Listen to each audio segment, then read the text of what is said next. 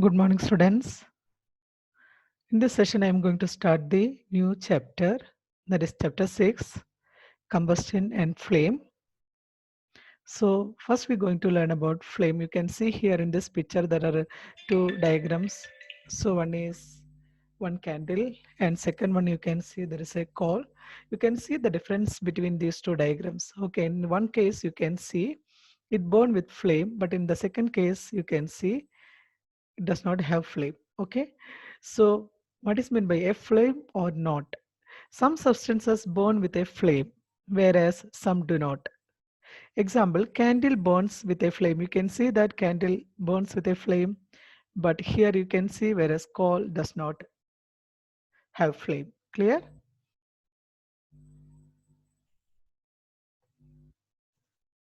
Then what is meant by combustion? It means a chemical process in which a substance reacts with oxygen to give out heat is called combustion. Okay, you can see that any burning process, maybe the candle is burning or matchstick is burning or gas stove is burning, for any burning process, we need one gas. Which gas we need? We need oxygen. Oxygen is the gas which helps for burning. Clear? So once it will burn, what it produces? It produces heat and light. So a chemical process in which a substance reacts with oxygen to give out heat is called combustion. Example, burning of magnesium ribbon. It's given here, take one magnesium ribbon and you can burn it. It gives out heat and light. Okay, then the next we're going to learn about the fuels. There are different types of this. What is meant by this fuels? The substance that undergoes combustion is said to be combustible substance. Any substance that undergoes combustion is said to be combustible substance. It is called a fuel. Fuel exists in three states. Which are the three states? Solid, liquid, and gas. So some are in solid form, some substances are in a liquid form, some are in gaseous form. Let us see which are the examples for solid fuels. You can see that here wood, cow dung cakes, charcoal and coal. All these it can burn. Okay, you can just light it with matchstick or something. With the help of oxygen, they can burn, but they are in a solid form. They are known as solid fuels. Wood, cow dung cakes, charcoal and coal. If you are coming to the liquid fuels, these fuels that also can burn, but they are in a liquid form. Okay, examples you can see kerosene, hydrogen, diesel, petrol, ethanol, all these are in a liquid form. They are also in fuel, but it is in a liquid. They are in a liquid form, so they are known as liquid fuels. The next one is gaseous fuels. Here you can see another type fuels. They are in a gaseous form. LPG, liquid petroleum gas, CNG, biogas, coal gas, all these are gas. They are fuels, but they are in a gaseous form. Gas form, so they are known as gaseous fuels. They are also, they can burn. They are combustible. They can burn. Then another one is another example, nuclear reactions. In the sun, heat and light are produced by nuclear reactions. So inside the sun, as you learned in the previous classes, the sun which contains, there is a hydrogen and helium, 74% hydrogen and 23, the remaining nearly 25, 26 percentage, that is helium. Okay, if you are telling 75%, approximately 75% hydrogen and 25% helium. So these atoms, they bombard each other, they hit each other and they produces heat energy and light energy. That is the reason sun produces heat and light. It is by the nuclear reactions. Okay, so it also produces heat and light. Then what is meant by ignition temperature? Ignition temperature means the lowest temperature at which a substance catches fire is called its ignition temperature. It will be different for different substances. Okay, you can take one matchstick. Usually you will strike on a matchbox, it will burn, but it is getting heated, so it needs some minimum temperature, that is called ignition temperature. Or you take some wooden piece, you can see in the another picture, you can see the wood. So you're going to burn this wood. Sometimes wood, it will take a long time to burn, okay, compared to matchstick. So what is the lowest temperature at which a substance catches fire is called its ignition temperature. Ignition temperature of different materials. So they given a different materials name. What are the ignition temperatures? So first they told white phosphorus. Their ignition temperature is very low, 35 degrees Celsius. Then petrol, 246 degrees Celsius. Kerosene, 220 degrees Celsius. Diesel, 210 degrees Celsius. Wood, 300 degrees Celsius. Coal, 454 degrees Celsius. Piece of paper, 233 degrees Celsius. So these are the ignition temperature of different substances. So ignition temperature means nothing but I told it is the lowest temperature at which a substance catches fire. That is called its ignition temperature. So that is different for different substances. White phosphorus, it's need very less temperature, 35 degrees Celsius. In 35 degrees Celsius, it will catch fire. Same like petrol, 246 degree Celsius, in that it will catch fire. If you are coming to wood, you can see here, it needs more temperature, 300 degrees Celsius only, it will catch fire. Same like if you are coming to coal, it needs more temperature, 454 degrees Celsius only, it will catch fire. So that temperature is called ignition temperature. Inflammable substances. The substances which have very low ignition temperature and can easily catch fire with a flame are called inflammable substances. Okay, there is an inflammable and non-inflammable substance. You take one piece of paper and one stone, you think the paper, it can catch fire easily. So it is an inflammable substance. You, in the same time, you can take one stone, you can try to fire it, you can burn it, you can see that it will not. So they are non-inflammable substance. Clear. So the substances which have very low ignition temperature and can easily catch fire with a flame, they are called inflammable substances. Examples: petrol, alcohol, LPG, that is liquid petroleum gas. All these are examples for inflammable gases, substances. How can fire be extinguished? Fire can be extinguished by different methods. One is removing the combustible substance or fuel. So which fuel? We told now just now which are the solid fuels, liquid fuels, gaseous fuels. They all are known as combustible substances because they can catch fire. So first, how can fire be extinguished? First one is fire can be extinguished one by removing the combustible substance or fuel. Second, cutting off the supply of oxygen because oxygen is the gas essential for burning. There is no oxygen, the fire will put off. Okay, so cutting off the supply of oxygen. Third, reducing the temperature of the fuel below its ignition temperature. We told once the substance will reach an ignition temperature only, it will start burning. So we can reduce the temperature of the fuel below its ignition temperature. So these are the different methods we can use to fire to extinguish. Clear. So which are the three methods? Removing the combustible substance or fuel. Second, cutting off the supply of oxygen. Three, reducing the temperature of the fuel below its ignition temperature. The next one is first fire extinguisher, water. Usually, if any substance catch fire, usually we will use water to put off the fire. Okay, so water is also acting as a fire extinguisher. Water is an excellent extinguisher when it comes to paper and wood. So suppose paper caught fire or wood caught fire, what you can use? You can use water. You can pour water, sprinkle water, it will put off fire. Water cools the combustible substance below the ignition temperature so that the combustion is stopped. So what is happening when you pour water? The ignition temperature is going down. It will become low.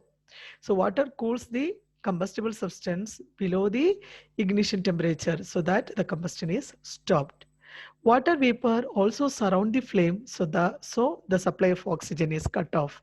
So when you pour water, if any place, suddenly the fireworkers, they will come, they will pour water. So what is happening?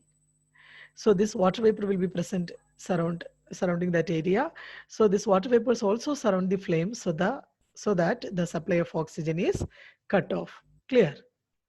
So you can see here in this figure, fireman extinguishing fire using fire as extinguisher. Okay, so one vehicle caught fire, you can see here. So the fireman extinguishing fire using water as extinguisher. So we told how it helps. So one is how it is helping. The water cools the combustible substance below the ignition temperature. Second, water vapors also surround the flame, so the supply of oxygen is cut off. Next one is fire extinguisher, carbon dioxide. Carbon dioxide is also a very effective extinguisher in all the cases, especially involving electrical appliances and oil, as in such cases water cannot be used. So you would have seen this fire extinguisher usually we will keep in the apartments or in schools or in hospitals will be it contains carbon dioxide. So carbon dioxide is very effective extinguisher, okay, to put off the fire. But at the same time, put off the fire, we can use in electrical appliances and for also suppose there is a oil caught fire or there is a electrical appliances caught fire. In that cases we can use this fire extinguisher. In these two cases water cannot be used. Why water cannot be used? Because if there is a fire due to electricity or electric problems, if you are using the water, what will happen? We may get shocked because water is good conductor of electricity. So water is good conductor of electricity, so the person may get shock. Okay, so we cannot use water. Same like oil, coconut oil or kerosene or petrol or any oil caught fire. You think if you are pouring water into that, what will happen? The oil it has less, they are less denser than water. So what will happen? The oil will float. It is less denser than water, so it will float and it will burn continuously or it will burn more. Okay, so fire will become more. So in electrical appliances and in oil, water cannot be used. Clear? Then this called fire triangle. You can see that is a fuel, any solid, liquid or gaseous fuel here. Chemical reaction will take place with the help of oxygen. I told oxygen is a gas node for a burning process and it gives out heat and also light. Okay, so this is known as fire triangle. You can see the color red, blue and orange color. So this is fuel, then bluish color you can see here is all, that is oxygen, then heat is a yellow color or orange color, that is heat. This is fire triangle. What are the types of combustion? Combustion can be classified into three types: rapid combustion, spontaneous combustion, explosion, and also slow combustion. So which are the four types? Rapid combustion, then spontaneous combustion, then explosion, and slow combustion. Let us see what are the difference between these four types. Types of combustion. There are three main types and also one more I told, slow combustion. So there are three main types of combustion. They are rapid combustion, spontaneous combustion, explosion. So what is meant by rapid combustion? From the name itself you can say rapid. It is combustion. Rapid combustion is combustion in which a substance burns rapidly and produces heat and light with the help of external heat. Okay, if you want to on the gas stove, you think you want to start burning the gas stove, or you want to burn one candle or something. What is happening? The combustion in which, or you want to burn one newspaper or something. The combustion in which a substance burns rapidly. Take one newspaper, okay, take one matchstick, it will burn rapidly and produces heat and light with the help of external heat. But they need matchstick to burn or lighter, something. We will use lighter for gas stove. So it produces heat and light with the help of external heat. That is called example burning of LPG. Okay, so it is a combustion that is called a rapid combustion. Combustion in which a substance burns rapidly, rapid. That is the reason it's not rapid, and produces heat and light with the help of external heat. Burning of LPG. Second, spontaneous combustion. It is combustion in which a substance burns spontaneously and produces heat and light without the help of external heat. For this one, no need external heat. So once the temperature rises, it will reach into its ignition temperature, suddenly it will catch fire. Okay, that is called a spontaneous combustion. Combustion in which substance burns spontaneously and produces heat and light without the help of external heat. Example, phosphorus burns spontaneously at room temperature. Okay, we don't want matchstick and all. So once it will come to this ignition temperature, we told before it's very low, 35 degrees Celsius. So phosphorus burns spontaneously at room temperature. They don't need any external heat. That is called spontaneous combustion. Explosion means it is a combustion in which a substance burns suddenly and produces heat, light, and sound. Explosion. It produces heat, light, and sound with the help of heat or pressure. That is called explosion of crackers on applying heat or pressure. Okay, explosion of crackers on applying heat or pressure, that is called explosion. It is a combustion in which substance burns suddenly and produces heat, light, and sound with the help of heat or pressure. That is called explosion. Explosion of crackers on applying heat or pressure. That is example. Types of combustion. You can see the picture. Rapid combustion. I told gas cylinder. Rapid combustion. Okay, it needs some external heat. Spontaneous combustion. Here you see, no need any external heat. Spontaneously it will burn. Then explosion, you can see that it gives out heat, light, and also sounds, and it will happen suddenly. Okay, that is called explosion. Same like examples of spontaneous combustion. It happens by itself. Forest fires causes by spontaneous combustion. See forest fire. So once the temperature rises, it's a too heat. You think temperature rises, it will come to its ignition temperature level. Suddenly it will catch fire. Here another example, spontaneous combustion of coal dust in coal mines. See, coal dust in coal mines. Here also, it once it will come to this ignition temperature, it will catch fire. So that is example for spontaneous combustion. Then explosion, I already told, a sudden reaction that takes place with the evolution of heat, light, and sound. A large amount of gas is formed in the reaction is large amount of gas is formed in the reaction is liberated. Such a reaction is called an explosion. Example, burning of crackers. Then slow combustion means the type of combustion which take place at a slow rate at low temperatures is called slow combustion. From the name itself, you can understand slow. It's a type of combustion which takes place at a slow rate at a low temperatures is called slow combustion. Example, respiration. You know what is meant by respiration? Respiration means we take in oxygen. With the help of oxygen, the oxygen first it will go to the lungs. From the lungs, it will go to, it will reach in each cell where what will happen in the cell with the help of oxygen, the nutrients it burns and it gives out carbon dioxide energy and water vapor. That process that is called respiration. Here also nutrients are it's like a fuel. It's like a fuel. It burns with the help of oxygen, but it's very slow process.